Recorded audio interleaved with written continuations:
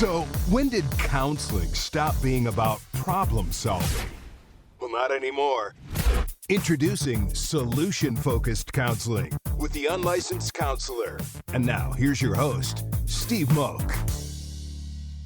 Well, hello and welcome to another episode of The Unlicensed Counselor. My name is Steve Moak. I am the Unlicensed Counselor. And as always, so grateful to be here on a beautiful, sunny Scottsdale, Arizona day. It is that time. I woke up, dare I say, it was a touch cool this morning. It was fantastic. And I know it may sound silly to most of you out there, but when you've just been beaten over the head with 100 degrees for a couple months, and you wake up and it's 67 degrees in the morning, and you're like, whoo, this feels good.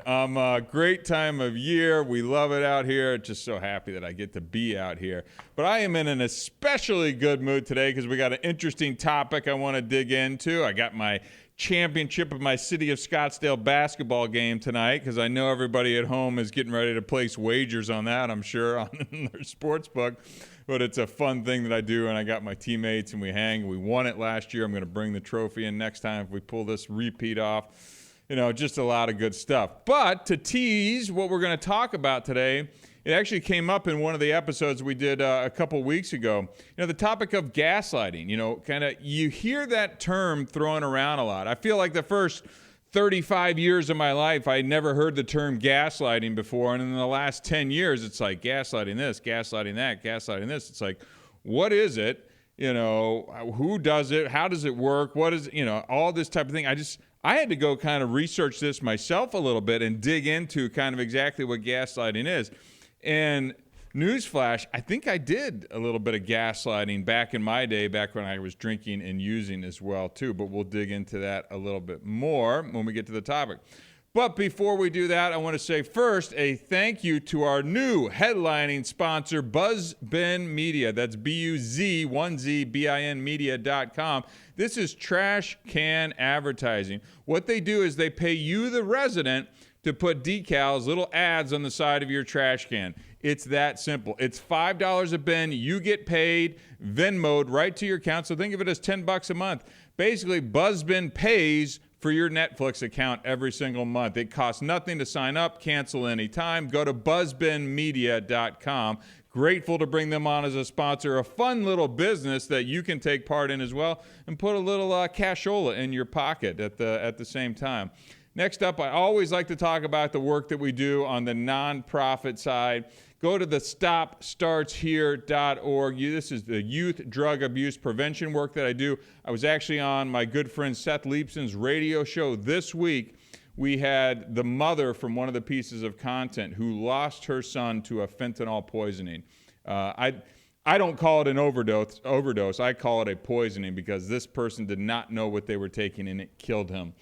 Tragic story, 16-year-old boy. I sat in studio next to this mother, and it felt like it could have been yesterday that she lost her son. So this is really important stuff that we talk about. Go to the stopstartshere.org. Download the Parents Prevention Playbook, right? This is tangible steps that you as mom and dad can put into place to help prevent your son or daughter from ever having an issue with drugs or alcohol. Stopstartshere.org. Oh, and by the way, we were nominated for an Emmy as well, too. I was as shocked as you are, Robin, because the production team reached out to us, and it was actually for this specific piece of content on this mother that we interviewed and shot this little piece. It's a PSA that we did on the fentanyl problem, and it actually was nominated for an Emmy. So how about that? I told you we were putting out good content, and unfortunately, tough topic. Great piece of content. Give us a follow at the Hard Stop Official, wherever you find that stuff. Last but not least, I always like to plug myself, the Unlicensed Counselor, as well, too. Go to YouTube. Give us a follow. I'm putting out all these episodes. The RSS feed is connected directly to YouTube. You can find it there. You can also find clips for the show. Maybe you found a little soundbite that you'd like to send to a friend, family member, or loved one.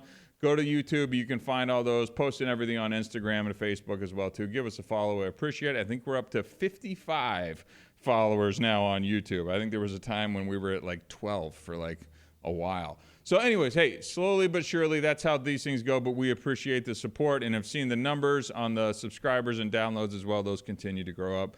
proud to keep bringing this content to you because obviously some people are watching and listening. Really appreciate the support.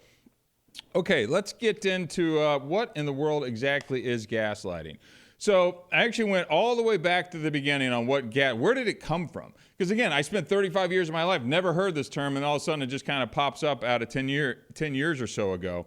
But what is gaslighting? It's a form of psychological manipulation where one person causes another to question their reality, memory, or perceptions.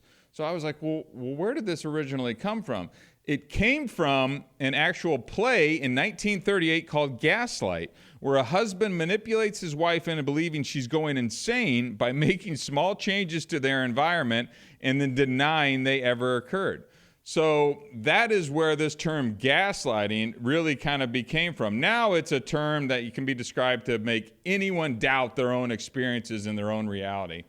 And, as we kick off this topic, I was thinking about myself because I really had to go and do some show prep and research this week on kind of gaslighting. And as I was doing that, I looked back at some of my own behavior as a person in active addiction and using drugs and alcohol daily. And I was like thinking back to relationships or even, the wife that I was married to at the time where I was still actively drinking and using. I was like, I think I might have done and participated in some gaslighting, right? If I was, when we were dating, if I was fooling around with another girl or something like that, and she would catch me and I would deny it and make up all these things. And it was like, you would just skew the reality and make that person think that they are crazy. And I was thinking of different examples and I was like, wow, I definitely was a person who was doing this. I also think, because then I always reflect on my own personal life when I'm doing the show, I'm going, because I just had this kind of pop up with my current ex-wife. That sounds bad, but the truth is what the truth is, right, Robin? And I'm going, she's kind of gaslighting me on certain things lately, and it really lit a fuse under me and kind of got me pretty angry the other day. And I don't usually go to angry that often anymore, as I've kind of worked on myself over the last 10 years. But I started to get angry, and then I'm researching this topic, and it all kind of came together, and I'm going, I think I recognize I'm getting gaslit by this person, and maybe it's hit a nerve in me that I'm like, you used to do that behavior. Now someone's doing it to you, and it kind of feels really crappy, right? And it's like, and it kind of came full circle. So I know that was a lot of information, but it's like, as I look at my own life, when I look at some of these topics, I can see it from both sides as kind of the gaslighter, and now someone who just in the last week, my ex-wife was going to help me with the project, and we made time to go do this, and then, that I show up at the house, we were going to go do this, and all of a sudden, it was, I didn't say that, I didn't commit to that, I told you I was going to do this, and I'm like, wait, what? Like, we just had this conversation. We just made these plans. You said in text, I have it right. No. And it's like, it kind of spins you out, or at least it spins me out. So anyways, let's talk about exactly how gaslighting works. It follows a pattern, right? This was an interesting part that I learned in kind of doing all the show prep this week around gaslighting. It kind of follows this pattern. And first off, it's denial. So the manipulator denies the actions, denies the behaviors, or denies the events that occurred, often saying things like, that never happened. You're imagining things. They just completely deny. That's kind of step number one in this pattern of gaslighting. Step number two is deflection. They'll deflect blame and shift the conversation to question the target's emotional stability, right? Saying things like, you're too sensitive. You're overreacting, right? So they kind of point it back and kind of throw it back at you, right? And I'm just going, oh man, this is checking the list on the things that I just experienced. And again, I'm also checking the list on my own self of like, you were this person as well too. And I think that's why this topic got me so fired up this week. Number three on the pattern that it follows for gaslighting and how it works is that undermining. So subtle or overt attempts to discredit the target's beliefs or experiences, often leading the target to doubt themselves, right? That's what I would do. I remember doing that. It was like you come at them hard enough and you throw this stuff back and you're just like, they start to go, wait, what? Huh? And they start to create that doubt. And that's when, I feel like that's when you got them, right? Like that's when that hook is kind of now set. And then the fourth thing is reinforcement. That manipulator reaffirms their false version of reality through repetition, pushing the target to eventually believe and hopefully accept it. And that's just the little kind of quick synopsis of how gaslighting works. Denial, deflection, undermining, reinforcement. And if you kind of see someone operating in that way, shape, or form, you may need to step back and go, am I gaslighting? Or if you find yourself constantly questioning something or confused or wondering or scratching your head like, did I hear that wrong? Because I think they also prey on your trust. I think they prey on your trust as well, too. And that's where a lot of this comes. Because you want to believe that person. Oftentimes it's in relationships. It could be at work, could be at social media, could be at politicians. I'm going to touch on all those in just a second. But they kind of prey on that trust. And when they manipulate that trust, now they're kind of operating in that gaslighting type of behavior. So let's go over some examples of exactly what gaslighting can look like. So let's start with the number one, I think, probably area that we see this is in relationships. So one partner might tell the other, you're remembering it wrong, right? Or you're crazy for thinking that. Anybody heard that phrase? Anybody used that phrase? I know this is probably going to hit a little close to home for some folks. But when comforted and confronted with problematic behavior like you're lying or infidelity, I think that was the example I just used in my own back when I was dating, someone as well too, and got caught or something, and I would just defend, deflect, throw it back, cast blame, all those types of things. Again, this is 20 years ago, so please don't think this is any type of behavior. And the reason I want to put that disclaimer out there, but I can see this pattern, and I can see it in the things that I used to do as well. You're crazy. You're remembering it wrong.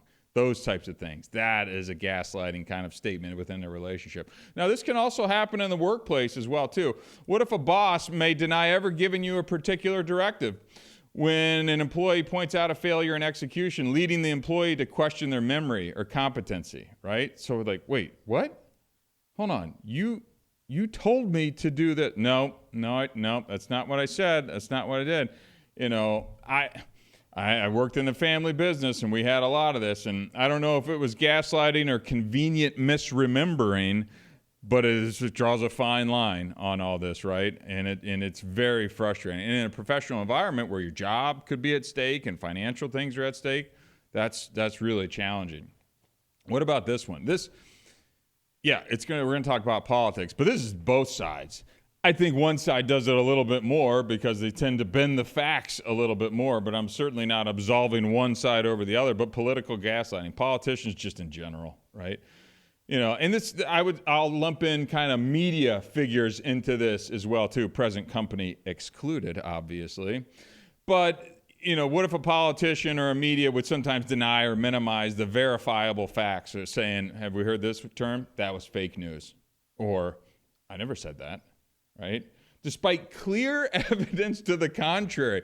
Oftentimes, recorded video of you saying that exact thing. I didn't say that. That's not what I meant. That's fake news. That was taken out of context. You hear phrases like that, that's the manipulation. That's the twist. Now we're in the spin zone. That's in all of that type of stuff. Even if there's clear evidence to the contrary, and this causes people to question their own reality. And I think this, especially in the news, news is a business, and so they'll twist this and kind of make you second guess it, and you got to learn more or watch more. I mean, they're just messing with you, but they're also trying to force a political agenda nowadays that we've seen certain media align one way and certain media align another way, and that's kind of the world that we live in right now, which is sad, unfortunately, instead of just reporting the news. It's a crazy concept, not having a narrative around the news. Anyways, and next place you're going to see all this is social media, right? I mean, people are going to gaslight you like crazy and it's easy to do as well, too. So this could be influencers or content creators, and they kind of subtly distort facts to manipulate your perceptions, telling followers that they're overacting or misremembering events. I mean, I don't trust anything on... I was going to say, I don't trust anything on social media. I don't trust most things that I see on the news or on social media until I kind of verify it through multiple sources right now. Because I've just kind of come to the term or come to the kind of place where I just feel like I'm almost being gaslit constantly by this group or that group. So it's like I need to see things with my own eyes. I need to read things, and then I will make my own decisions based upon what I've read and hopefully using trusted sources and things like that. Because I don't want to be gaslit or somebody kind of twisting the facts on me. But that's not easy to do in today's way and age where everything kind of has a spin or an angle that's kind of pushing you one way or the other. Now, why is gaslighting harmful? I mean, we hear this term a lot, but how can it really impact you? So let's talk about gaslighting for the victim, the person that's being gaslit first, and then I'll also talk about what it could look like and why it's bad for the person doing the gaslighting. For the victim, and they really are victims in these situations because you're getting manipulated, it creates this self-doubt. The victim begins to question their own perceptions, the memory, the sanity, right? Your own sanity. Like, that's not what I heard. That's not what you said. You know what I mean? Those types of things. And this can lead to anxiety, depression. You can lose just kind of confidence in yourself if you just feel like, am I going crazy? Am I stupid? Do I need to get my hearing checked, my eyes checked? Like, what is going on? So if you're being gaslit and those are kind of the feelings that are coming up, you may have someone who's kind of twisting things and maybe gaslighting you. So something to think about. And then again on the victim, it's emotional manipulation. So constantly being told you're wrong or you're overreacting erodes a person's sense of self-worth and their ability to trust their own judgment. If you're constantly being questioned, how can I have the confidence that my judgment is accurate? Right? Especially in a relationship of someone you're supposed to love and trust. And if they're kind of engaging in this gaslighting, and I would almost say there could be two forms of gaslighting, kind of an intentional gaslighting and then maybe a little less intentional, but gaslighting nonetheless, meaning they're maybe not doing it necessarily with that intention, but they are skewing things to kind of twist it in their favor, to make them look a little bit better, to get whatever it is that they want to get out of this thing as well, too. And the last thing on the victim and why it's so painful is it can lead to this isolation. They withdraw from others, maybe due to embarrassment or because the gaslighter convinces them that no one else will believe them. They've just come to this place where it's just like thrown in the towel. I give up. I guess I'm just wrong. I guess I'm just dumb. I guess I don't, whatever. And that's a really sad place that you could land someone because of this gaslighting behavior. Now, for the gaslighter, so I would call the abuser, the manipulator, if you will, this is really ethical corrosion at its best, is what I would say. By manipulating others, the gaslighter undermines their own sense of morality, integrity, creating toxic patterns of behavior. I mean, that is an extremely unhealthy habit that you're now developing if this is kind of one of the ways in which you manipulate people. And the number two thing on why it's so bad for the gaslighter is this escalation of harm. It can lead to the need to kind of control people, control their lives. The gaslighter has to constantly maintain this false sense of reality that they've created, keeping all that web of lies straight in their head.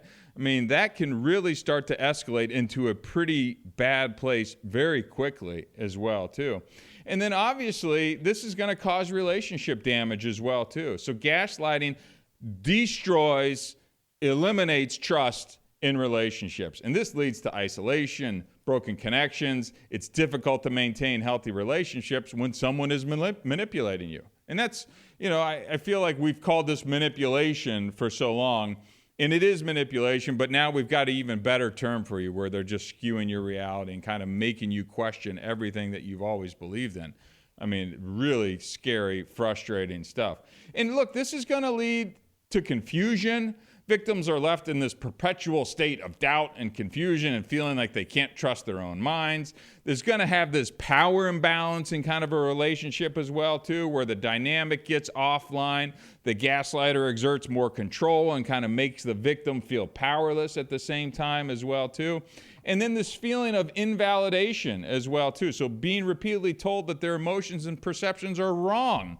This invalidates the victim's experiences altogether. I mean, what a terrible place to be. This leads to frustration as they struggle to kind of express their own reality, too. So, I mean, just a strong negative place to land if you are the one being gaslit. I strongly encourage everyone, if any of this is sounding familiar and you're going, oh my God, like right now the light could be going off in your mind that I didn't even know that I'm being gaslit right now. I've always kind of felt insecure, struggled, confused, anxious, nervous, depressed because my partner's always kind of saying these types of things.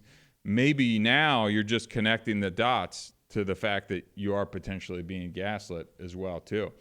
Which leads me to the next point is, how do we stop it, right? Maybe the light bulb just went up. Maybe you're hearing this podcast and going, I think I'm being gaslit now, right? Okay, how do we stop someone from gaslighting? So it involves a couple different things. I would say it's a combination of assertiveness, self-awareness, and setting clear boundaries. The first thing I would do if I'm getting someone to try and stop this is recognize the signs that you are being gaslit. Let's make sure that you understand what's going on. Like, oh wow, the seas just parted, the cloud just parted. I now understand that this person has, again, been intentionally gaslighting me, or they're just doing this and they don't even really understand that they're doing it. So again, if you find yourself questioning yourself after these conversations, or questioning your memory, being told your feelings aren't valid or your overreactions are off, noticing frequent denial of events or statements, feeling frustrated or isolated in your own sense of reality, those are kind of some of the signs in a nutshell of what to look for that you're getting gaslit, right? So next thing to do in order to stop someone from gaslighting you, let's document everything. Let's trust your perception. You got to start trusting yourself first. You got to go, you know what? I think this is happening. What I heard is what I heard, and I know that to be true, and document it. Right? Document it. Keep notes. Send yourself a text. Send yourself an email about the situations where you're feeling manipulated. So you're kind of starting to document this. You can later recall this and recall the truth, right? You're not having to pull or guess from thin air or kind of think, I always think I'm going to remember things and I don't. So I'm just in the habit of writing things down. And this is a great way and a great example of why it's important to write things down. The next thing is stay grounded in the facts. When you're discussing events with a gaslighter, stick to objective facts and avoid letting them twist and distort anything. Just stick to the simple, straightforward facts. And validate your feelings as well, too. Remind yourself that your emotions and perceptions are valid, right? Even if the gaslighter tries to dismiss them, know and kind of stand strong in your ground that what I hear is what I heard. My emotions and my feelings are real and valid, and don't let that other person kind of push you off of them as well, too. And number 3 on how to stop this is let's start setting some boundaries. And I'm talking clear and firm boundaries to prevent any further manipulation as well, too. And that starts with communicating some limits. Let the person know that you won't engage in conversations that involve dismissing or invalidating your reality. So here's an example. I'm not comfortable discussing this unless we both agree to respect each other's perspectives. Can you use a phrase like, just take it, it's yours. Go use that in the next time you're feeling this start to come up, all right? Also, refuse to argue about reality. If they insist on denying something that has happened, refuse to argue. Say, I know what I experienced and I'm not going to debate it. Set that firm, clear boundary right there and don't move from it. They're going to try and push you. And it's going to get uncomfortable because this is someone who's probably been able to manipulate you up until this point. So they're going to push. And it may get uncomfortable and they may get aggressive, but refuse to argue about reality. And then the third thing on setting boundaries is take a break as well, too. If the gaslighter continues in the conversation, step away. Don't lose your cool. Keep your emotional balance. The next step in their playbook is to probably try and push you to an emotional place as well, too, and get you flustered and get you frustrated, and then turn it around and use that against you as well, too. Again, we're talking about master manipulators here is really what we're talking about. And the number 4 point I had on trying to stop this gaslighting behavior is maintain your support systems, right? Gaslighters will try and isolate their victims, kind of keeping them away from friends and family and trusted advisors who could probably be a sound resource to them and give them some perspective. Don't let that happen. seek some outside perspective. Talk to your friends, talk to your family, talk to your therapist to help validate what you're experiencing and going through and let them provide a clear outside perspective on this situation. So don't let this gaslighter push you into a corner, push you away from all your friends, family, and loved ones. Make sure at this time you're staying connected to them and you're clearly explaining what's going on as well, too. And stay connected. Engage regularly with people so they don't lose sight of you and go, I haven't heard from Steve in a while. I wonder what he's up to, right? A supportive network can help see you through this gaslighting stuff much more clearly. So don't lose sight of those people that are kind of in your sphere. This is a time to probably double down on making sure that you're staying intact or engaged with them as well, too. Next on the list is respond assertively. This is probably going to throw them off at first, too, if you kind of respond assertively when you've maybe just been kind of passive or accepting and kind of, again, question yourself and your reality and all those types of things. I would use I statements when you're talking to a gaslighter. So instead of accusing the gaslighter, frame your response with I statements like, I feel hurt when you dismissed my feelings. This should hopefully prevent an escalation and then refocus the conversation on your experience as well, too. And don't feel like you have to defend your reality to this gaslighter as well, too. Avoid getting sucked into defending versions of events, which is really what the gaslighter wants out of this entire thing, is kind of, going back and forth on these things that may or may not happen depending on their reality. Stand firm and say things like, I know what happened and I won't argue about it. Be clear. That is a firm and clear boundary. And then the last but not least thing I would say is know when to walk away, right? Know when to walk away. And that may be divorce. That may be walking away from a friendship. That may be breaking up. It may be a lot of things. But you have to prioritize your mental health.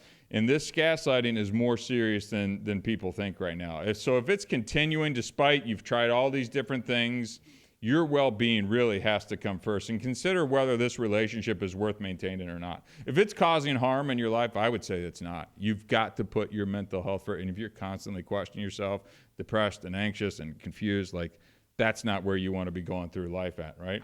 And then seek some professional help, too. I know gaslighting may seem like a newer thing, but therapists are trained to help you address this as well, too. Don't be afraid to sit down with a therapist and go, I think I'm being gaslit. Is there some strategies that you can help? There are extreme cases of this that can happen as well, too. And you may need some professional help in order to address this and kind of maintain your own sanity as you start to go through this. So it's a really interesting topic. There is a lot of information online that you can find on gaslighting. Today, I just wanted to kind of bring this topic to your eyes and ears.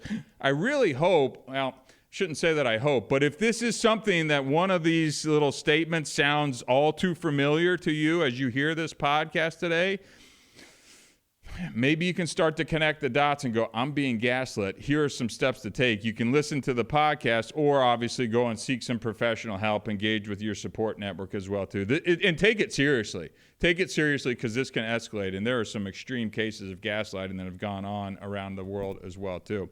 So find some more information about it if this podcast didn't give you enough. But really, my goal, as always, is to kind of inform you on events, current events, mental health topics, arm you with some tools that you can take home today and start to put into play. And then, as always, if you need to seek additional professional help, please do so. But gaslighting is a serious thing, and I hope this topic today really helped open your eyes a little bit to what it is and what you can do about it. So, good stuff. All right, my name is Steve Moak, and I am the Unlicensed Counselor. Until next time, thank you very much.